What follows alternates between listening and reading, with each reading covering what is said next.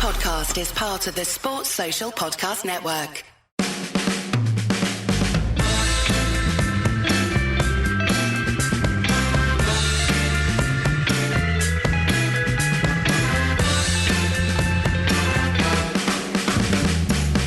Here we are then, at 11 o'clock at night podcasting. It's not 11 o'clock at night there, is it? Yeah, it's... Well, in Gdansk, it's more like 12 o'clock at night. What time did you have to sit through this game? Is it, like, reasonable? Yeah, It started at noon. It was just finished. Ideal. 3. It's just a proper day ruiner.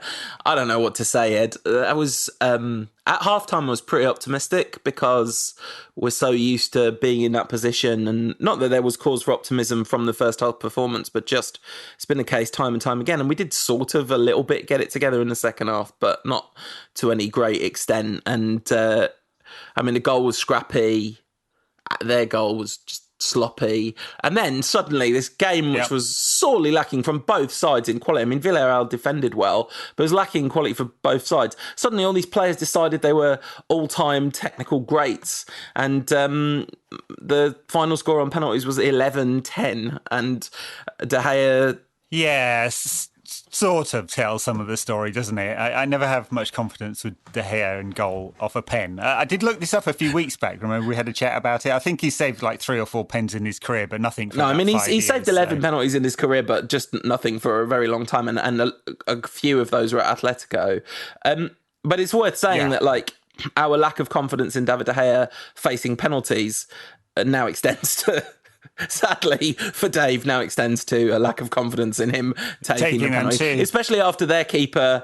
Their 8th penalty reminded me of Zambia versus Ivory Coast all those happy years ago. A happier time for humanity in lots of ways. But Villarreal's 8th penalty is one of the best penalties I've ever seen. And at that point, you think maybe it's not your night. But then Fred and Dan James both scored their penalties, which nobody thought that was happening. Honestly, hand on your heart, ladies and gentlemen of the jury out there in listener land, did any of you think that both Fred and Dan James were going to score a penalty and we'd still lose? Yes, I didn't think many of them would score a penalty. But they all did. Honest. I didn't think Marcus was going to have take a penalty either, because he'd had such a massive stinker through the 120 minutes. So, they all scored them. Some of them were very close to the keeper. Dave didn't get any. Well, he got near 1, didn't he? So, I guess we could analyse it out of a penalty shootout. But in reality, United didn't win this game because they weren't able to break down Villarreal's low block. Created hardly any good chances, 1.06 XG. And it, like, nothing changed either. That's a deeply, deeply frustrating thing. So, I don't think it was obvious that Villarreal were definitely going to play like this. They played like this against Arsenal in that second leg, and they defended brilliantly. Anyone who saw that would know that they were able to do that. Emery is clearly able to coach a team to great structure. But I've also seen them when they push their fullbacks really far forward. I guess when Gaspar wasn't in, it was a kind of clue, wasn't it? But United just didn't. They weren't able to impose their game on Villarreal at all. And this game was shaped entirely by the way Emery wanted United to play. Right in front of them all the time. Bruno had no space in between the lines, and we weren't able to fashion the chances as a result. And the frustrating thing, or the what ifs. Well, I can't help but look at Ole in his big final.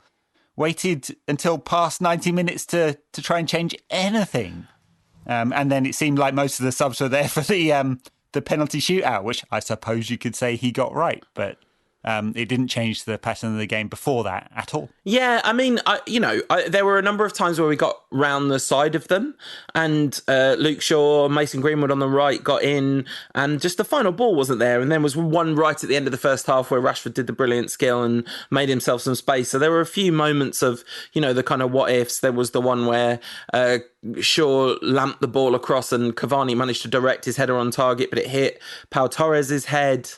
And they defended very well individually as well as collectively. I thought, there was a lot of foot in at exactly the right time from them.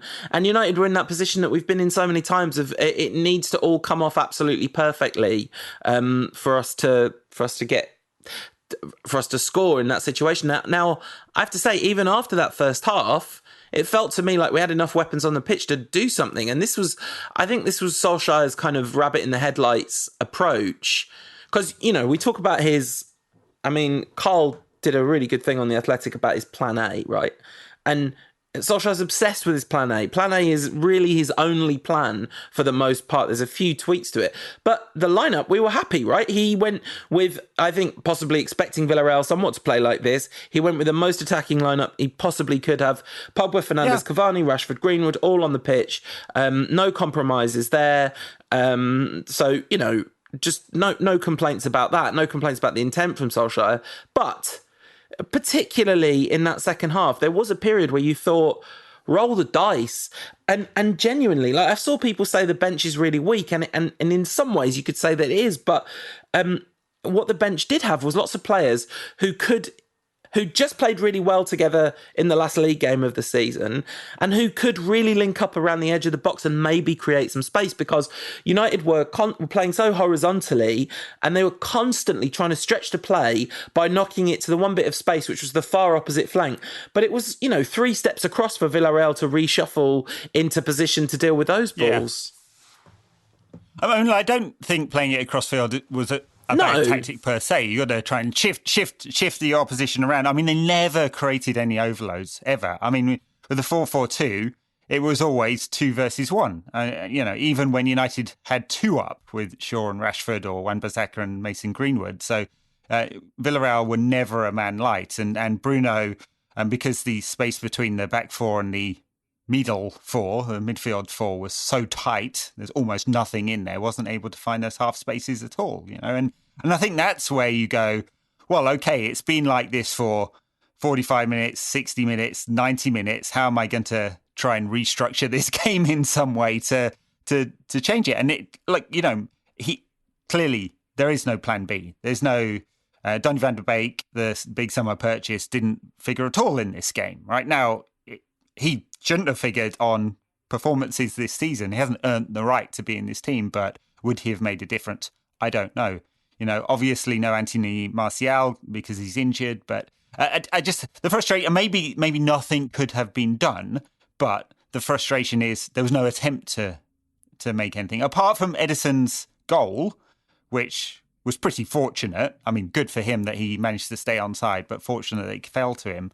There's not a single chance of any real note in there at all that United fashioned. And Villarreal didn't, but they weren't trying to. They were just trying to play for set pieces, and it's paid off for them.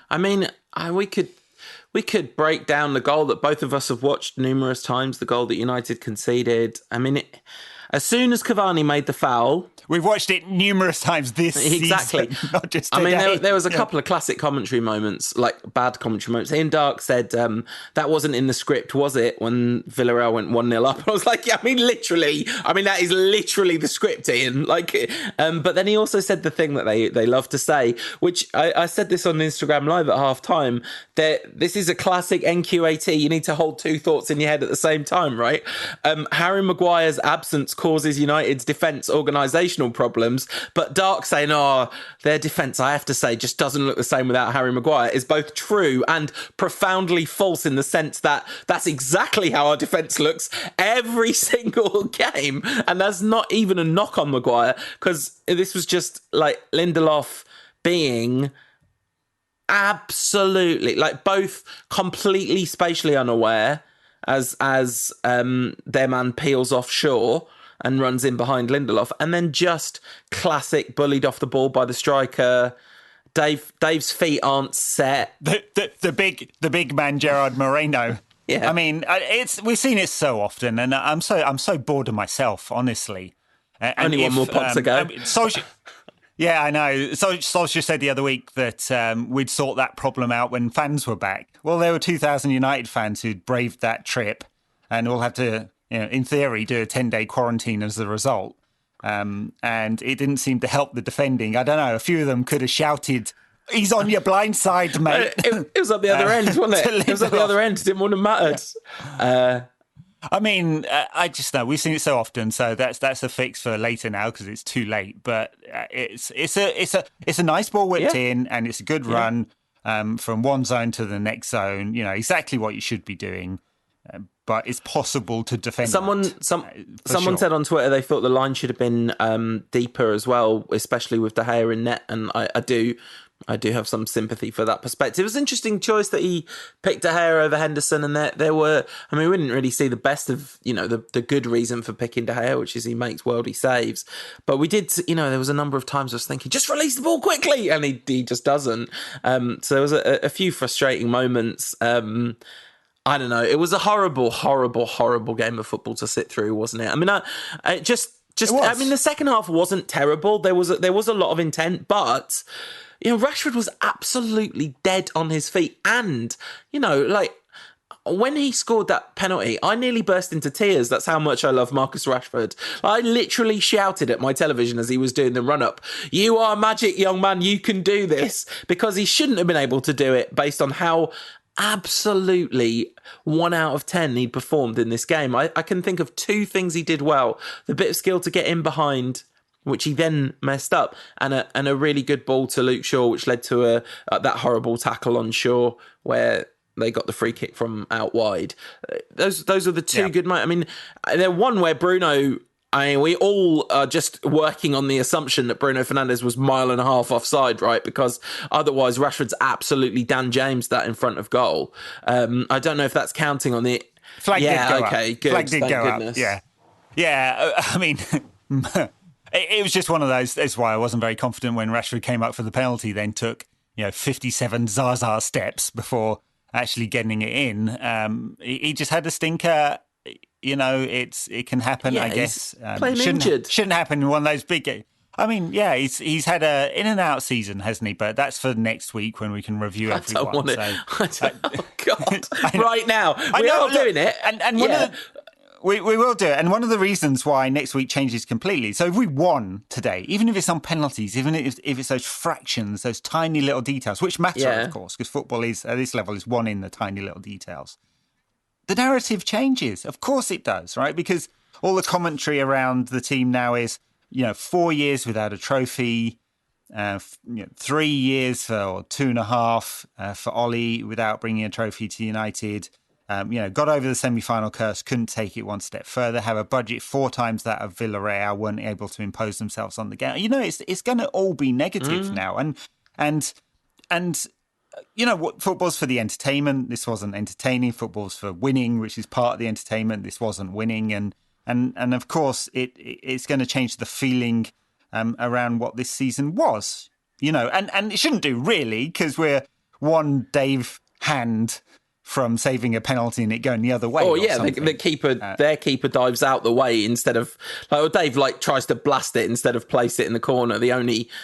I don't know why keepers ever try to place it in these shootouts. They should always blast it. But anyway, I mean, fine fractions, and that shouldn't change how we think about what the season was and how United go forward. But I think it does inevitably, because now the pressure just increases that little bit more. The thing about this game is it had the potential to be cherry on top of a decent season that kind of just makes this sort of definite improvement, but loads of questions still, cake into something that looks reasonably nice in the baker's window. But now that cake is just sat there with nothing on the top of it, and that is, in fact, it's it's a Tesco value cake, not a Tesco finest cake. It's been left in the baker's window for an extra 3 days now, since Sunday, when we could have done our season wrap up if we hadn't made it to the stupid Europa League stupid final only to lose.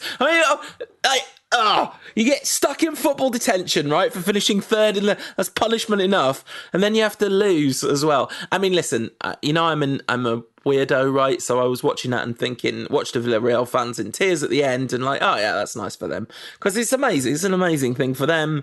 First European final, well done, etc., etc., etc. So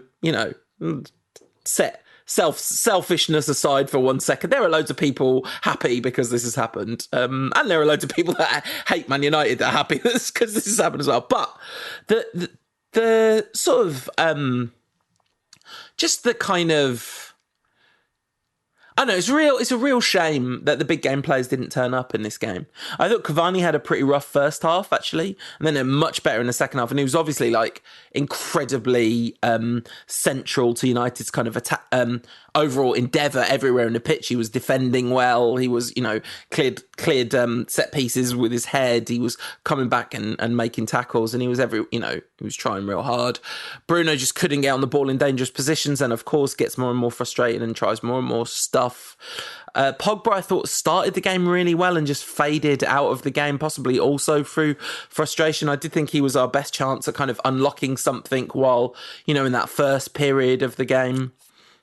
Theoretically, no, least, I mean, I don't mean like looking at the team sheet is our best chance. I meant with the ball at his feet in the first 20 minutes, that kind of intent and brightness and all that, Yeah, actually, United weren't bad before Villarreal scored their goal. They were trying to move Villarreal around. And I think, the performance United got increasingly worse. I agree. Right? They didn't do the smart things as the game wore on, and they're pretty dreadful in extra time.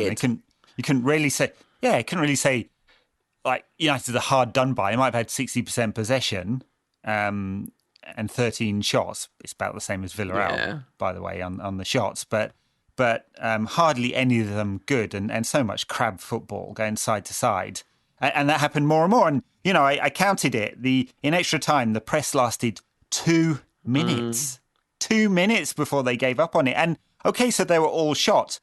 And Villarreal were fresher because, you know what? They made 6 substitutions. Exactly. And I want to just briefly mention that Mason Greenwood, I thought, looked really bright in the first half of that game. I don't know. I just feel like mentioning it.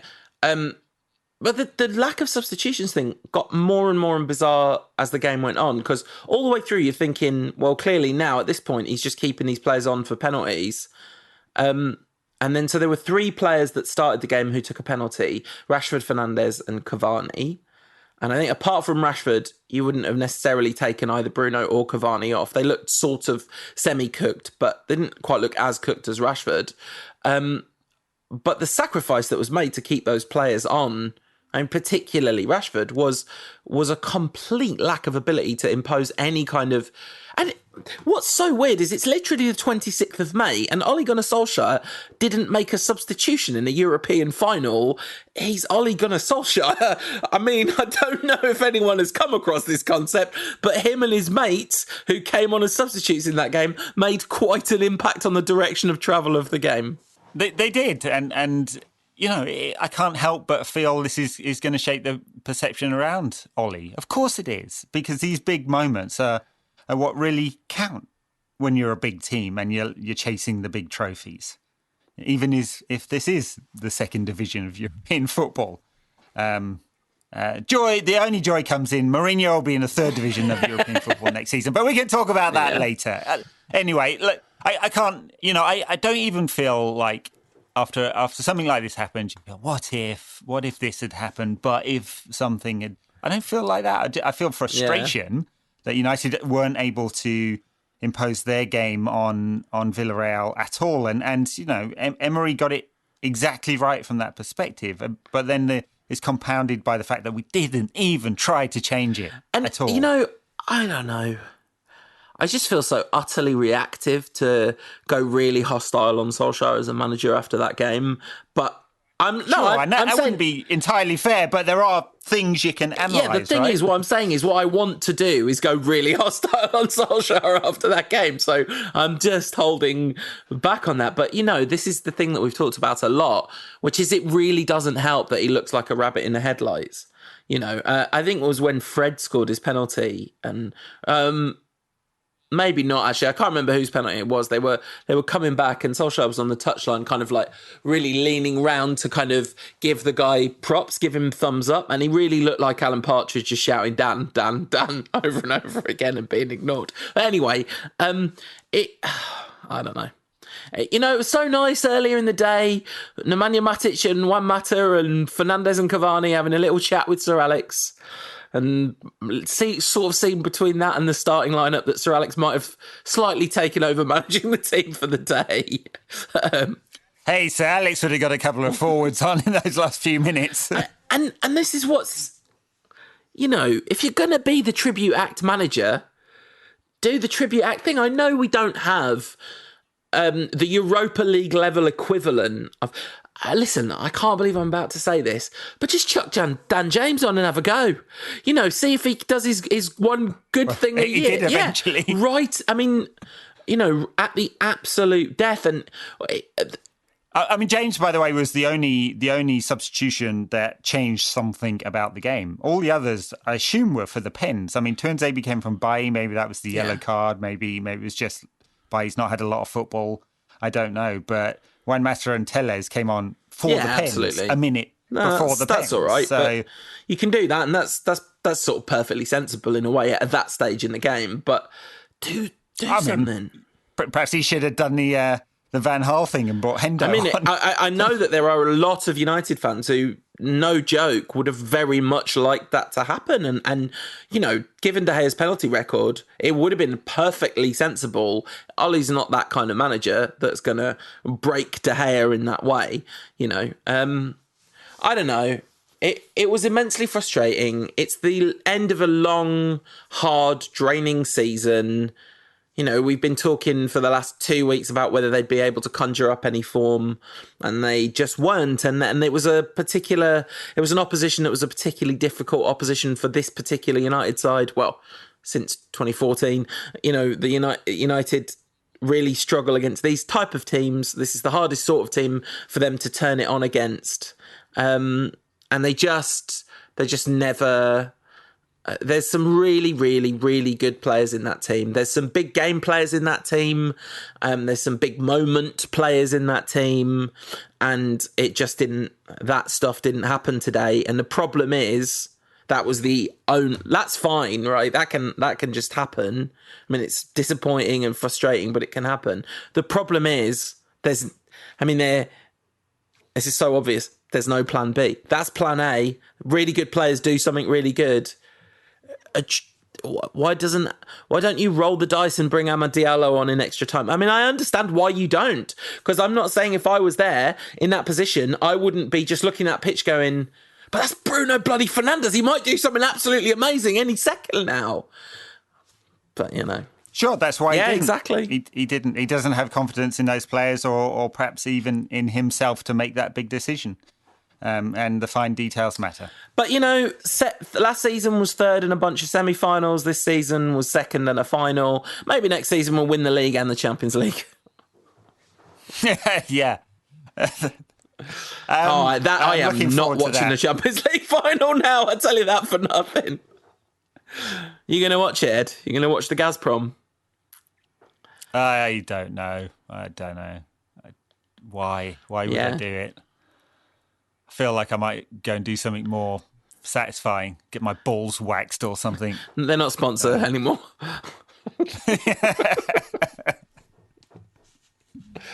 Oh dear. Well, look, I'm not sure I have anything more to add. We could literally do an hour's worth of analysis, but in the direct aftermath and the disappointment, I can't say I feel like it. No, me neither. And the analysis is essentially...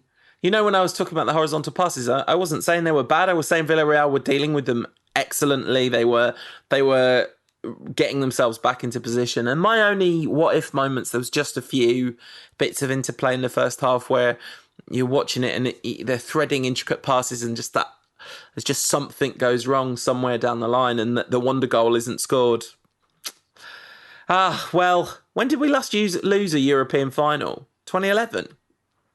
2011, yeah. We did haven't been to many, to be honest, in the last 10 years. We did a podcast for that as well, didn't we? We did, yeah. We did a podcast with some live audio, which I stopped bothering to take shortly after Barcelona scored their second goal, I think. Yeah, there's a lot of stuff in the first half and before the game and nothing after that. Yeah. This time around... We're doing it because we said we would, but nobody wants to listen to this. There's nothing to say that's of value. Oh, we're back at that stage of the season. Burn it down. There's no point in any... Well, look, I guess that's it. We will we'll do a season review in a couple of days' Can I just say? And 61 games this season, and I guess it always has to end in disappointment, doesn't it? But these days, I might be agitating for season review to be done in the cold light of the weekend after next, rather than this weekend coming. No, boo, you know, just take a little breather. No, because the weekend after next, the European tournament's already started, I think. When does it start? Seriously, do you know? I think it might be the 11th of June. I don't know. I could type into a search engine. Oh, that is good. Good. We're waiting for us to get an official search engine sponsor before you. Yeah, that's right.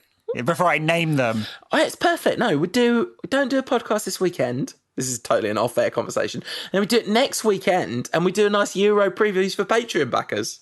Perfect. No, anyway, Paul's lost the run of himself because it's like midnight in 25 England past 12. 11. 25 past 12. 11, not 12. But anyway, yeah, what a shame. I wanted to see happy Fergie. I wanted to see happy Ole. I wanted Ole to win a title as manager of Manchester United, but he didn't because he's a terrible manager. No, come on. Come on, I didn't mean that. I genuinely didn't mean that completely. Wayne Rooney was on the sideline. Perhaps we should have got him in the dugout. Some tactical advice. Yeah. Right. Thanks, everyone, for listening. We'll be back to thank you properly at the end of the season's finished now. There's no more. Man United don't play for absolutely ages, which is the one good thing that we've got going on in our lives collectively. So, yeah, there's one of those games where it's just ultimately football is existentially devastating and bitterly disappointing, and it's all right. It's part of the ride, man. It's the yin to the yang, innit? Us with that. We've not had a lot of yang these last few years, Paul. Not much yang at all. It was all yang for a while. Exactly. The yang bank is full. I don't know which one it would be. Anyway, that is a conversation for another time. Thanks for listening, everyone. We'll be back on Monday, probably, unless I can persuade him the Monday after. All right, take care, everyone, and all right, have a good one, yourselves. Everyone. Come on, you Reds! Bye now. Too late for that.